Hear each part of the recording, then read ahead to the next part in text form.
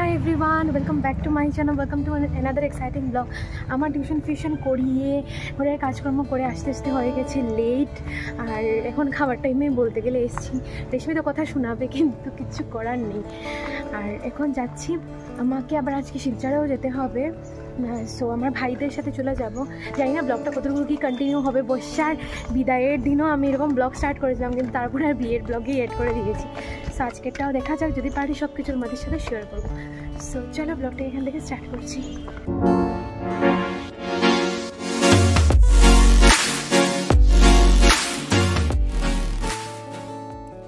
এই যে দেখবে, দেখা ওদিকে ঘুরোস না, নিউলি মানে ম্যারিড উমেনকে দেখে নাও তোমরা নাইটি পরে। এখন পুরা ফিল আসছে যে তুই বিবাহিত। কখনো স্নানই হয়েছে না বোন, ঠিকই আছে। এই যে বউয়ের বৌদি দেখো গাইস, না নাইটির উপরে শাড়ি পরা নিনজা টেকনিক। তাহলে তোমরা শিখে রাখো, জিনিসগুলো কাজে লাগবে আগামী দিনে। গাইস দেখো আমাদের জিজু কত ভালো। খাও খাও জিজু, এখন থেকে জিজু, এখন থেকে আর কোনো কথাই নেই জিজু, এখন থেকে জিজু, এখন জিজু, এখন জিজু। এই যে জিজু আরেকজনকেও খাওয়াচ্ছে, নিজে না খেয়ে খাওয়াচ্ছে। এখন তুমি খাও, এখন তুমি পেট ভরে খাও। যার থ্রুতে খাইলা তারা তো খাওয়াইলা না, তারা খাওয়াই যাবো না।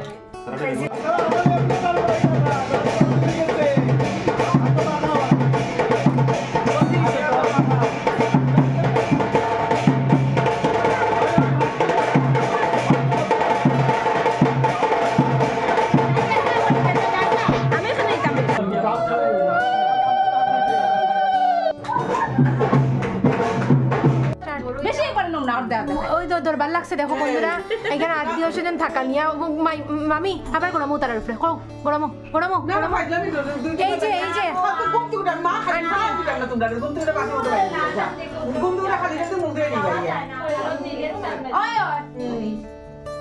গাইস, এত সময় বসে আমি হালকা ব্লগটা মানে অধিবাসের ব্লগটা এডিট করলাম। এখন যাচ্ছি যা খেতে।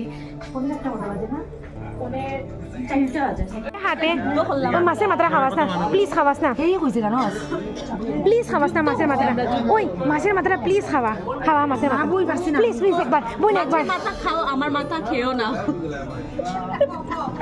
কস না যে এখন খাচ্ছি মাছ, এখন খাওয়াচ্ছি মাছের মাথা, তারপরে তুমি তোমার মাথা। তুই কন্টিনিউ। এখন খাচ্ছি মাছের মাথা, এখন নিজে তোমার মাথার মাথা।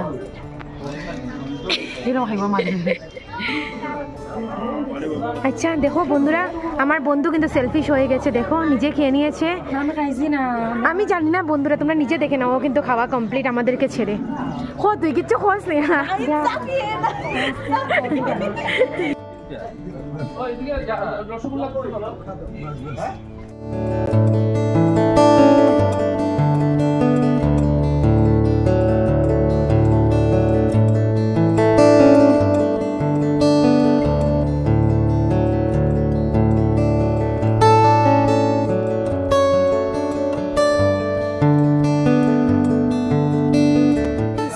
আমার প্লেটটা তোমরা দেখো, জাস্ট সব ভালোভাবে খেয়েছি।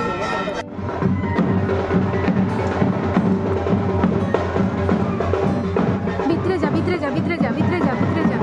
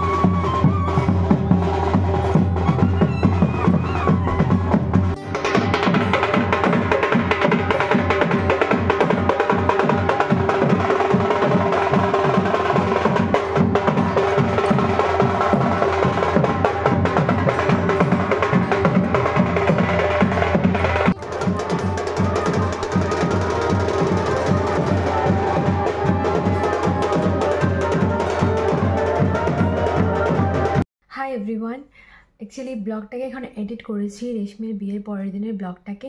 তো আমি বুঝলাম যে অতিরিক্ত ছোট হয়েছে ব্লগটা, তো ওর ঘর থেকে বিদায় হওয়া, শ্বশুরবাড়িতে আসা পর্যন্ত কোনো ব্লগ আমি উঠাতে পারিনি, কারণ সেই পরিস্থিতিতে ছিলাম না এক ফোঁটাও। আমি অনেক বেশি কনফিডেন্ট ছিলাম যে আমি তুলবো, বাট তখন মনেও হয়নি যে একটু মোবাইলটা বের করে তুলি।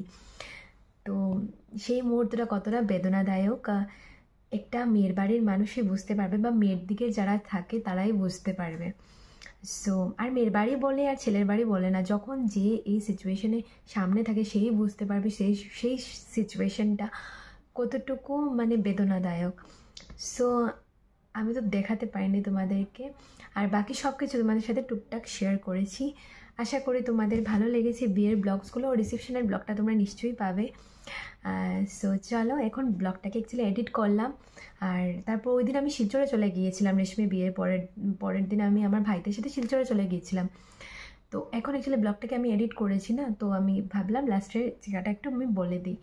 সো চলো, বাই।